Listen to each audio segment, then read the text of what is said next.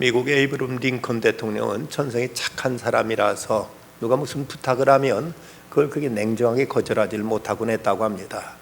당시 남북 전쟁 당시 전쟁터에 전쟁에 참전했던 병사들 중에는 전쟁에 대한 두려움 때문이었는지 전쟁터에서 이탈하기도 하고 또 이제 도망가고 해서 이런 병사가 잡히면은 그 당시 전쟁터에서 이탈하면 사형입니다. 총살입니다. 그래서 그 부모들이 링컨 대통령에게 간곡하게 제발 우리 아이 좀 살려달라고 와서 사정하면 그 거절을 물리치지 못하고 그들에게 사면령을 내리곤 해서 그러다 보니까 이제 군기가 제대로 세워지지 않으니까 군 그 지휘관들은 여기에 대해 불만이 많았다고 합니다. 한 번은 국무회의에서 그 전쟁 장관, 그러니까 지금 같은 국방장관인데 당시는 전쟁 장관이 이 문제에 대해서 불평을 제기하자 링컨이 이렇게 말했다고 하지요. 나는 그 남이 부탁하면 이것을 냉정하게 거절하지 못하는 이런 약점이 있는 것 내가 잘 알고 있어. 그러더니 혼잣말로 중얼거리면서 내가 참 남자로 태어난 게 참 다행이지. 여자로 태어났더라면 내가 무슨 일이 생길려니 뻔한 노릇이지 하고 이렇게 말한 바람에 모든 강요들이 복수를 하고 웃음을 터뜨리고 말았다고 합니다.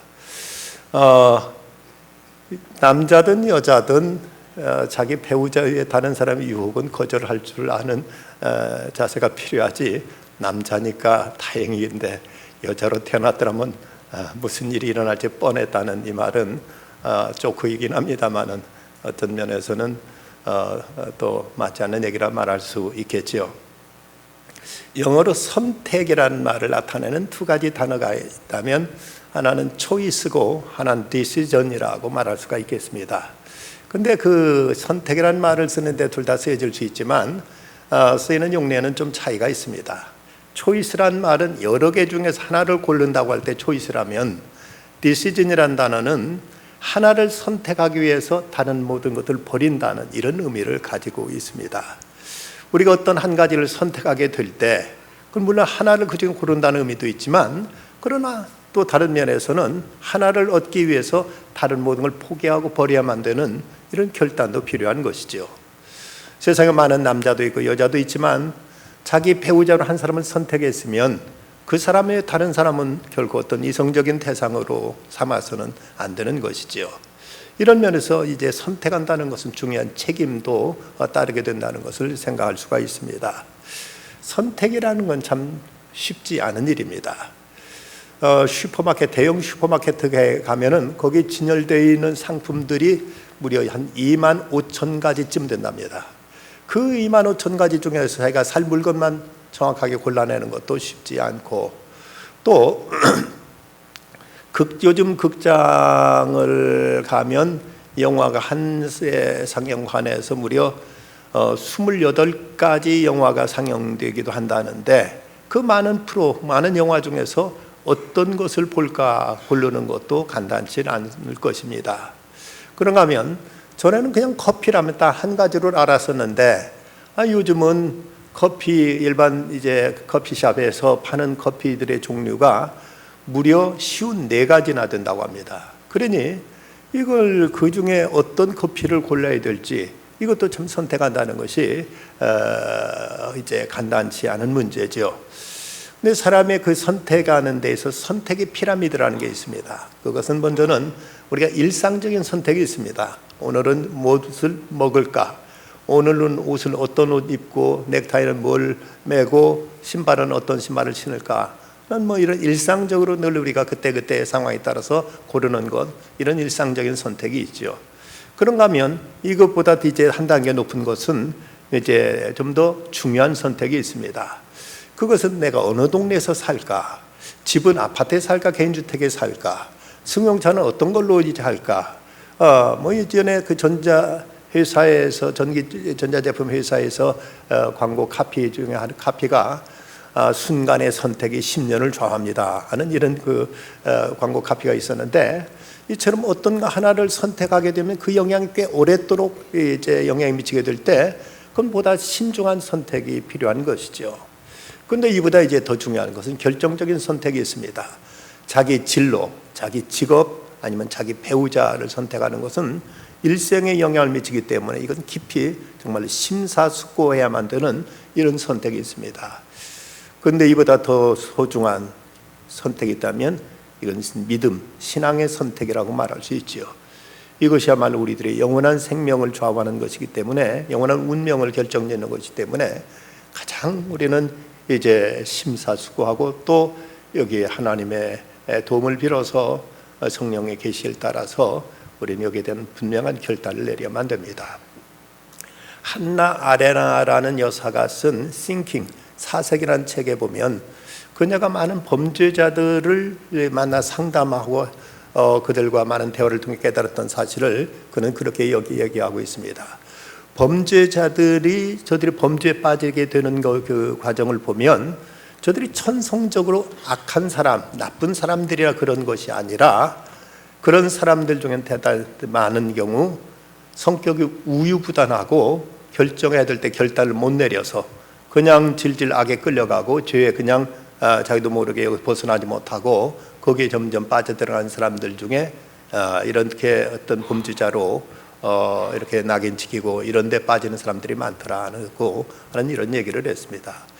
우리가 결단해야 될 때는 분명히 결단해야 되죠. 선택해야 될 때는 바로 선택해야 되는데 이런 선택이 이루어지지 않게 될 때 우리는 오히려 어떤 더 깊은 악에 빠질 수 있고 죄악의 하수에 될 수 있다는 사실을 우리는 잊지 말아야 되겠습니다.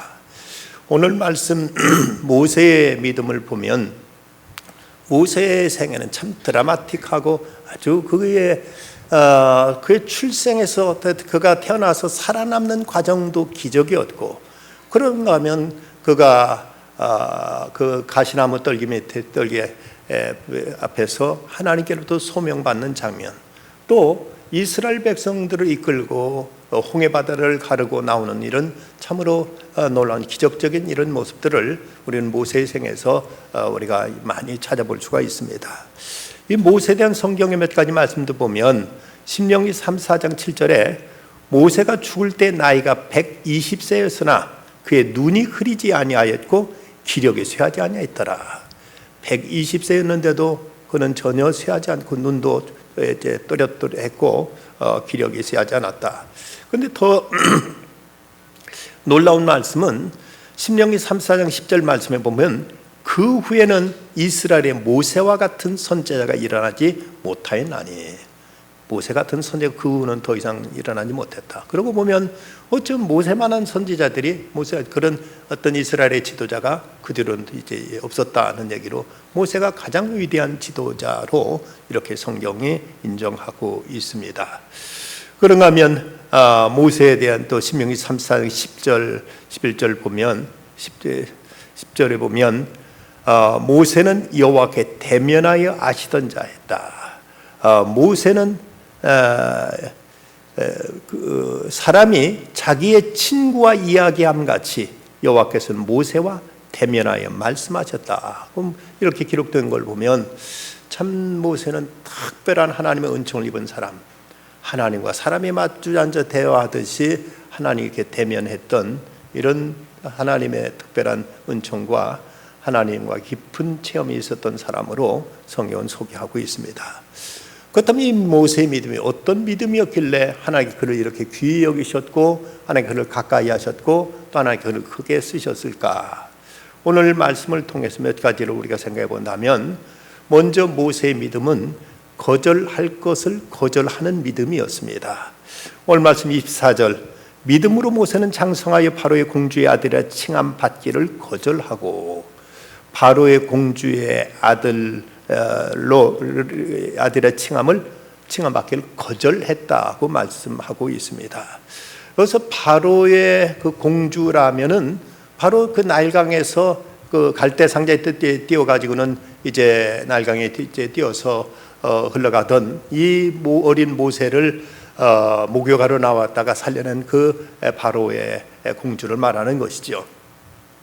이 바로의 공주의 아들이라면 그 당시 그 애굽 왕국이 세계 최강대국의 가장 큰 권력을 이제 휘두르고 있던 그런 나라로서 이건 엄청난 어떤 권력과 명예를 이미 보장받은 것입니다.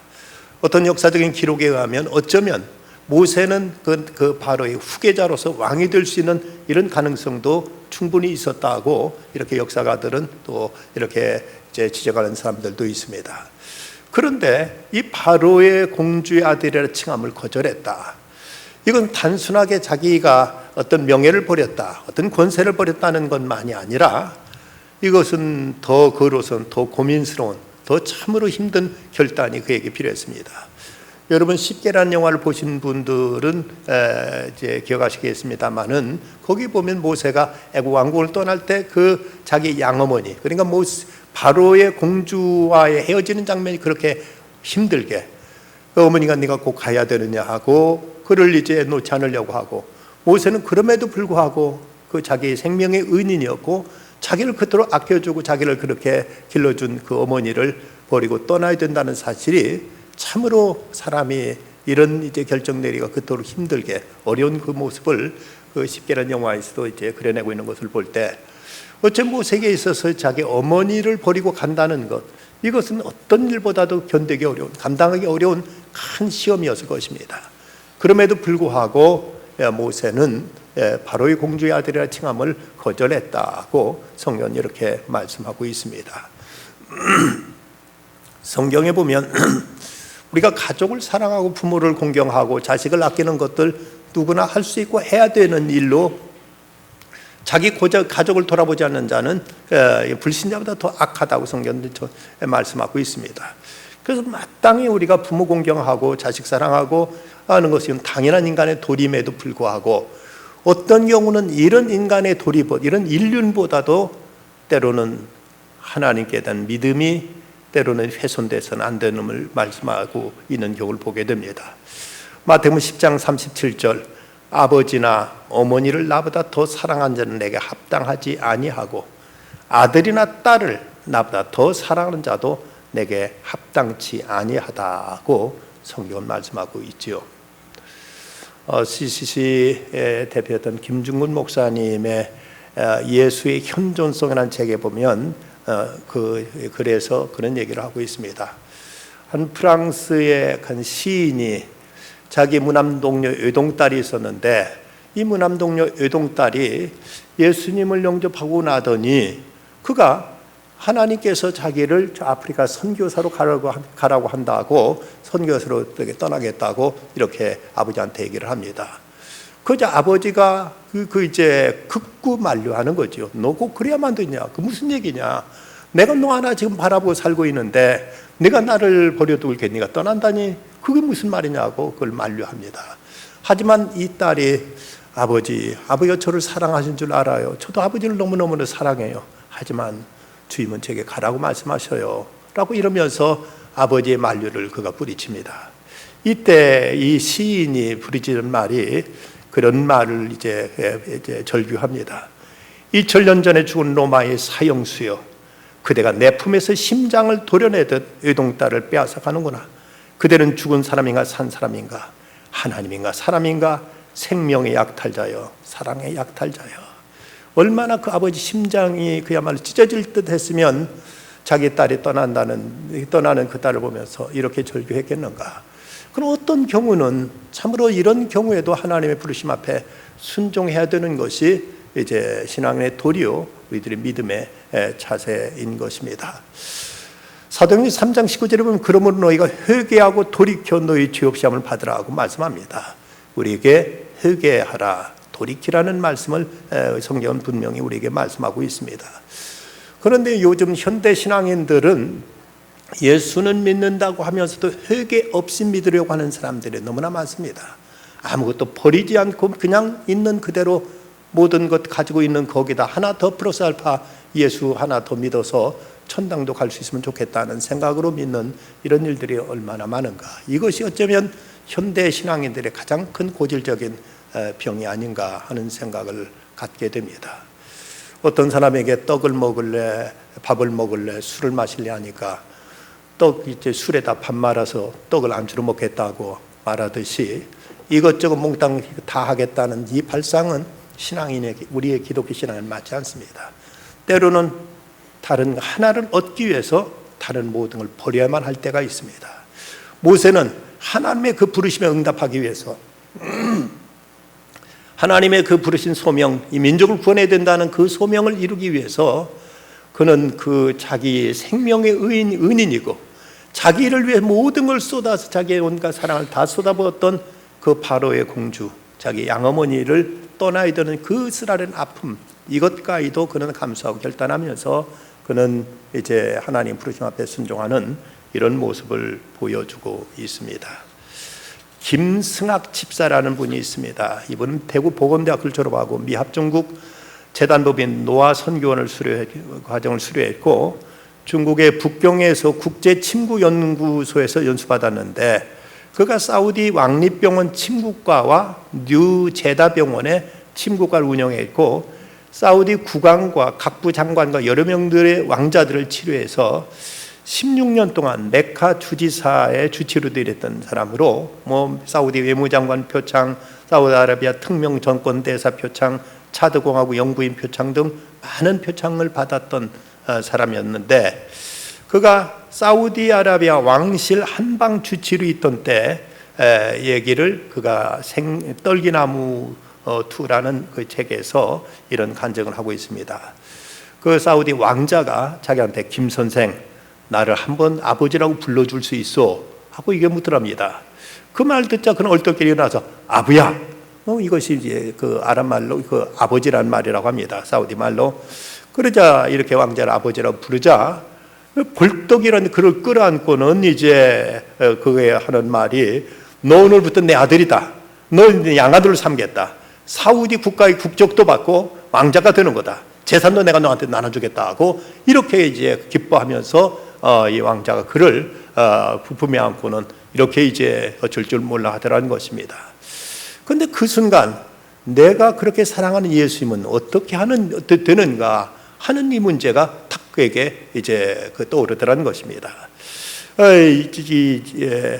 그 사우디 왕자가 그때 사우디 이제 네가 내 아들 되면 사우디 국적도 받고 왕자가 되어 재산도 물려받고 다 모든 것 혜택을 다 주겠다고 하는데 근데 문제는 믿음의 문제였습니다. 이런 대단한 이제 특권과 영광을 누릴 수 있게 됐는데 과연 이제 내가 지금 믿었던 예수님께 대한 신앙은 어떻게 되는가 하는 문제가 떠오르자 가만히 생각해 보니까 세상에 어떤 권력자도 다 죽었는데 진시황도 나폴레옹도 징기스칸도 다 죽었는데 아무리 여기서 모든 영화를 다 누린다 할지라도 난 언젠가 나도 여기서 죽을 것이고 죽고 나면 주님의 심판대 앞에 서야 될 것인데 그렇다면 내가 이곳에서 믿음 생활을 제대로 하기가 쉽지 않은데 그리고서 적어도 왕후의 사우디는 국민의 99%가 다 해교도들인데 자기가 거기서 사우디 왕자의 아들이 된다면 자기 믿음 생활도 온전치 못할 것이라는 사실을 깨닫고 그가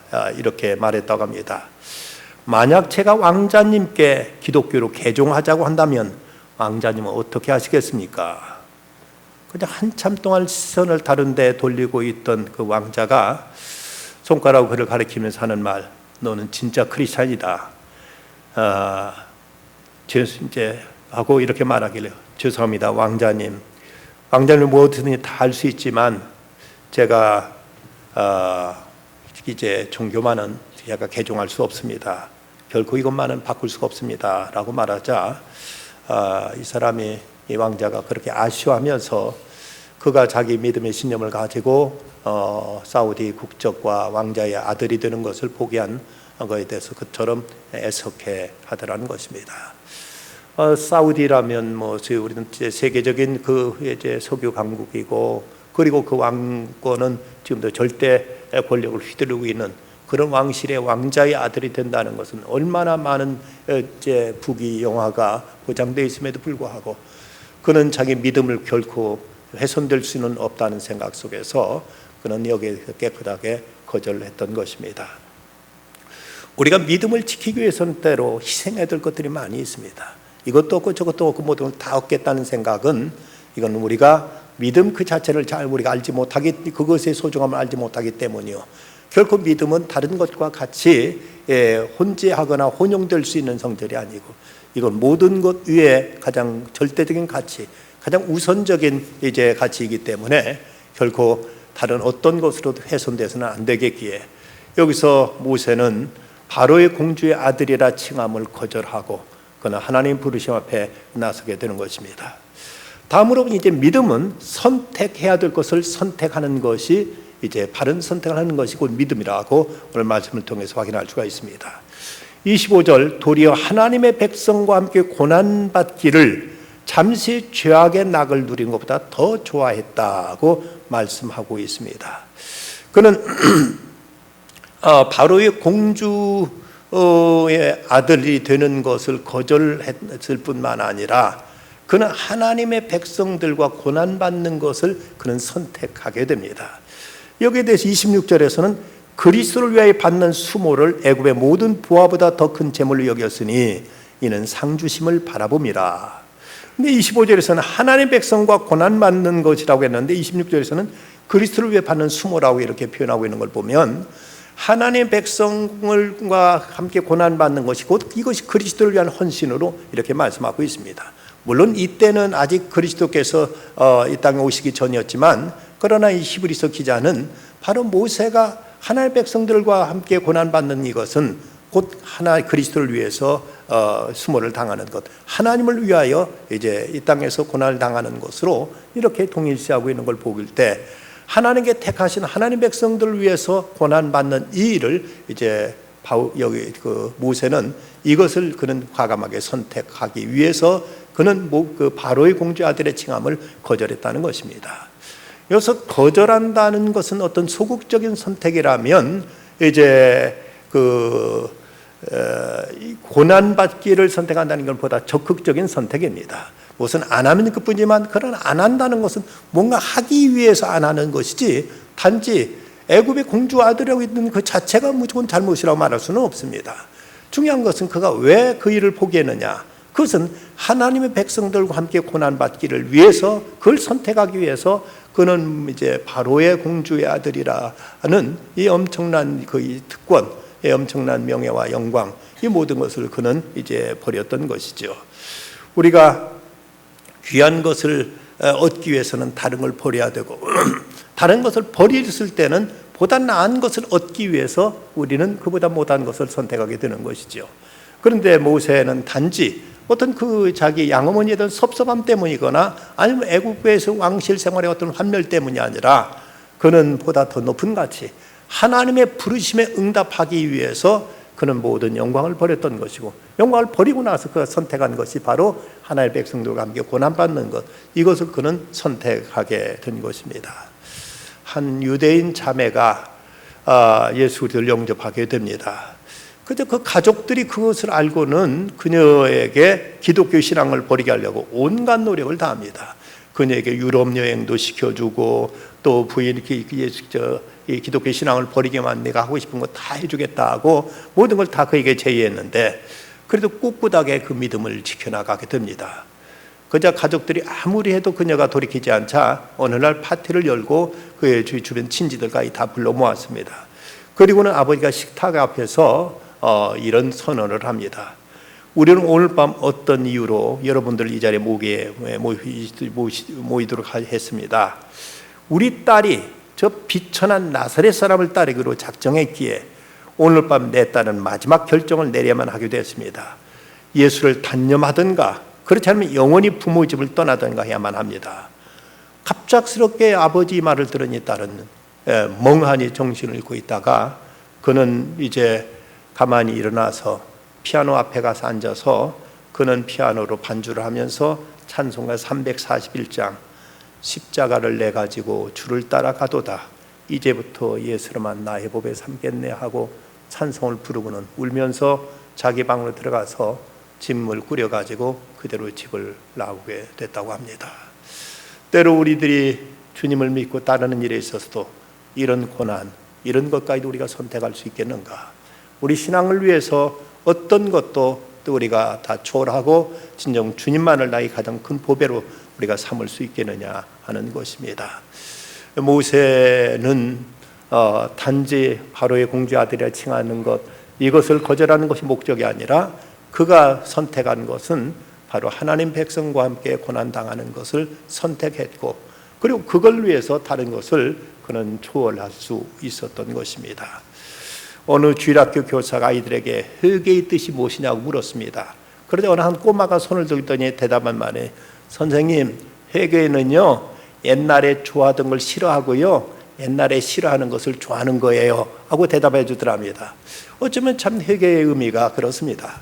우리가 이전에 좋아하던 것들 이제는 배설물처럼 여기고, 이전에 내가는 결코 내가 추구하지 않던 것들을 이제는 이것에 내 생명을 걸 만큼 가장 거룩한 것, 고상한 것, 가장 영원한 것을 위해서 내 자신의 모든 것을 이제 불사를 수 있도록 결단하는 것, 이것이 회개라는 것이지요.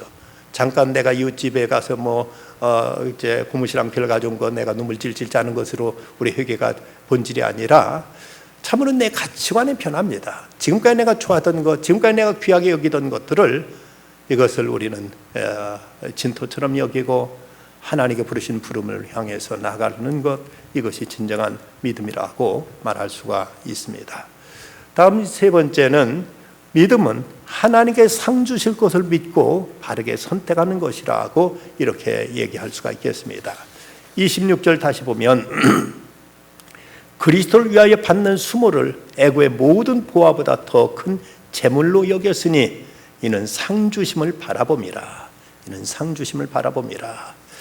모세가 이런 결정을 내릴 수 있는, 이런 결단을 할 수 있었던 그의 믿음은 뭔가?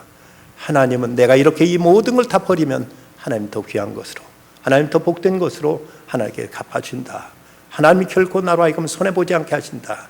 하나님 이걸 통해서 하나님은 영광 받으실 것이고, 이것으로 이 일로 인해서 하나님은 내 삶을 더 아름답게, 더 충만하게, 더 하나님의 은총 안에서 복되게 하신다는 이 확신, 이 믿음을 가지고 모세는 이런 결단을 할 수가 있었던 것입니다.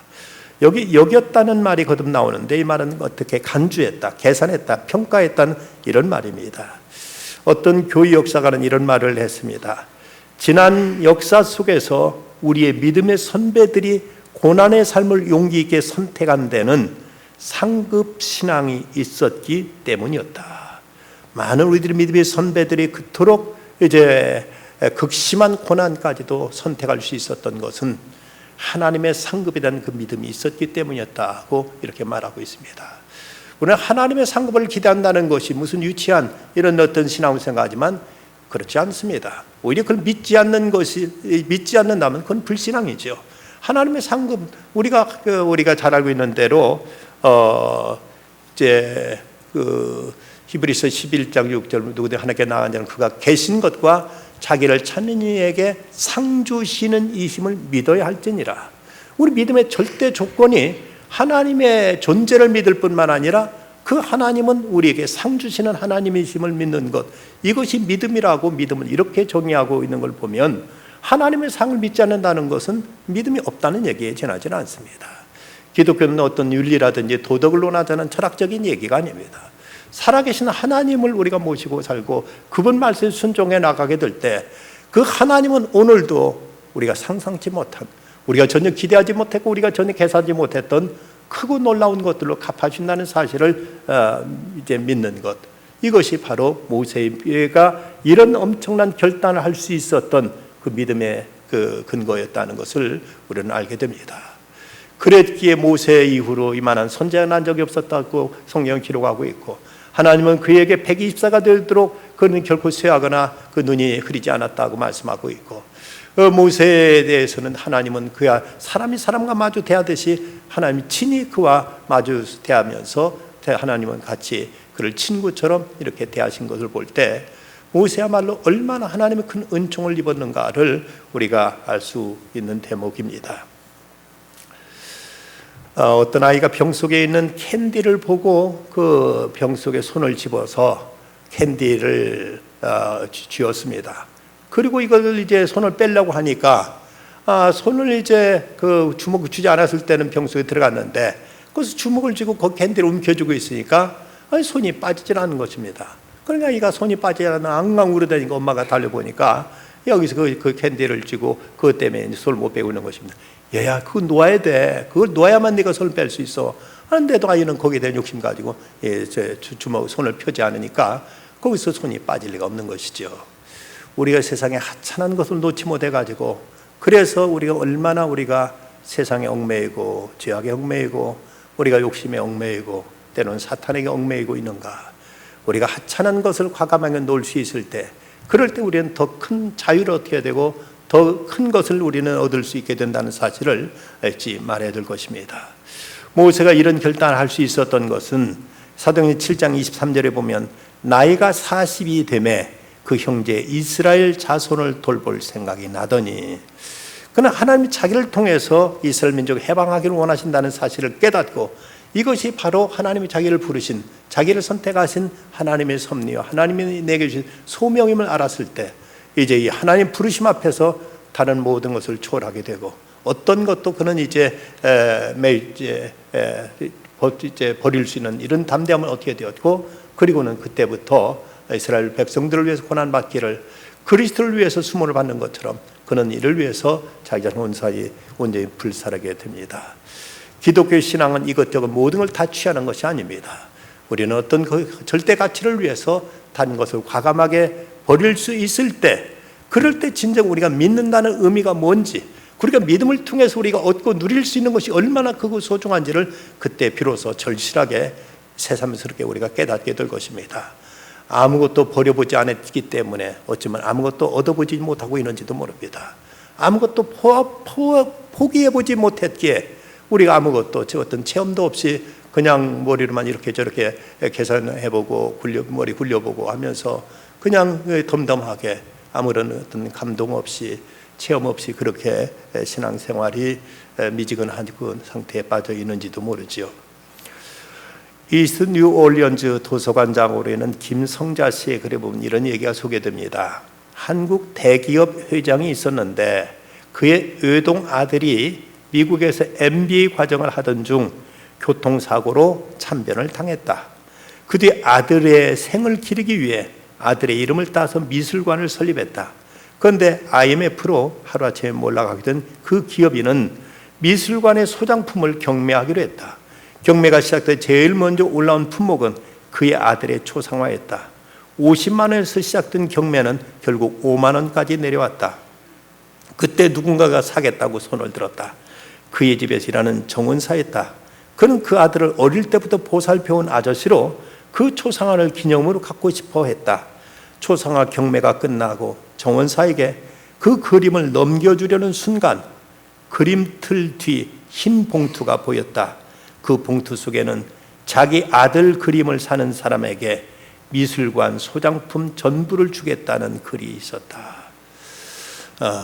하나님도 당신의 아들 예수 그리스도를 위해서 고난받기를 원하는 사람들에게 주님은 우리에게 모든 것 다른 어떤 것도 아끼지 않고 주심을 성경은 약속합니다. 사도 바울은 말합니다. 생각하건대 현재 고난 장차 우리에게 나타날 영광과 좋게 비교할 수 없도다. 지금 잠시 잠깐 어렵고 힘들지만 장차 우리가 누리게 될 그 영광은 오늘의 어떤 고난과 결코 비교할 수 없는 크고 놀라운 영화로운 것임을 주님은 말씀하고 있습니다. 믿음이 없이는 하나님을 기쁘시게 못하나니 누구든지 하나님께 나가는 자는 그가 계신 것과 자기를 찾는 자들에게 상 주시는 이심을 믿어야 할지니라. 우리는 하나님을 상 주시는 이심을 믿고 하나님 앞에 내 자신을 들여서 헌신하게 될 때 이 믿음이 하나님을 기쁘게 해드릴 뿐만 아니라 이 믿음이 우리로 하여금 진정 하나님께서 예비하신 그 풍성한 하늘의 상급을 받아 누릴 수 있도록 우리에게 이제 담보해 주는 귀한 약속의 말씀임을 우리는 이제 확신해야만 될 것입니다. 우리는 머지않아 주님 앞에 서게 될 터인데 과연 주님 앞에 어떤 모습으로 설 것인가? 우리가 주님 앞에 헌신을 다해야 되겠고, 그러기 위해서는 버려야 될 것을 버려야 됩니다. 그리고 보다 귀한 영원한 것을 선택할 수 있는 결단이 있어야 되겠습니다. 이것을 가능케 하는 것은 바로 하나님은 상 주시는 분이심을 믿을 때 우리는 어떤 헌신도 어렵지 않게 담담하게 우리가 능히 이제 주 앞에 우리 자신을 들여서 충성과 헌신을 다할 수 있게 될 것입니다. 모세가 그랬던 것처럼 버려야 될 것 깨끗이 버리고, 그리고 하나님 부르심 앞에 그 부르심을 선택하며 주님의 상급을 바라보고 끝까지 충성 다하는 참된 주님의 사람들이 다 되어야 되겠습니다. 기도하십시다. 고마우신 아버지 하나님, 이 밤도 주님 앞에 나올 주의 말씀을 받습니다. 모세가 이스라엘 영도자로서 출애굽의 그 위대한 위협을 이룰 수 있었던 것이 믿음 때문이었고, 그 믿음에는 거절할 것을 거절할 줄 아는 믿음, 그리고 바른 것, 선택해야 될 것을 선택하는 믿음, 그리고 상 주시는 하나님을 믿고 신뢰했던 그 믿음 때문에 그는 이렇게 하나님 앞에 귀히 쓰임받는 귀한 하나님의 사람이 되었습니다.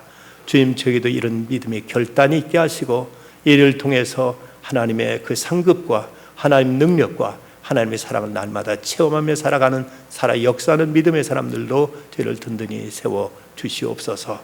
제30차 티베트 단기 선교 은혜 가운데 잘 마치고 모두 건강에 돌아오게 하심을 감사합니다. 주님, 눈물 흘려 뿌린 씨앗들 하나도 하나님이여 새가 와서 먹어버리지 못하게 하여 주시고, 하나님이여 잡초에 의해서 시들지 않게 하여 주시고, 성령께 도우셔서 30배로 60배로 100배로 알찬 결실을 거두는 귀한 이제 이번 사역 되게 해 주시옵소서. 저 앞에 헌신하여 다녀온 주의 종들에게 더욱 크신 은혜로, 크신 사랑으로, 크신 축복으로 갚아주시고, 교회에서 또 이를 위해서 함께 금심을 기도한 성도들에게도 하나님께서 하늘에 신령한 것과 이 땅에 필요한 모든 것으로 주께서 가득히 부어 주시옵소서.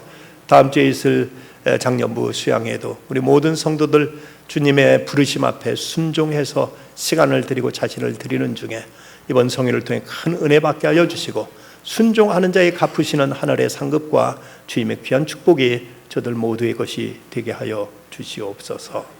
예수님의 이름으로 기도드리옵나이다. 아멘.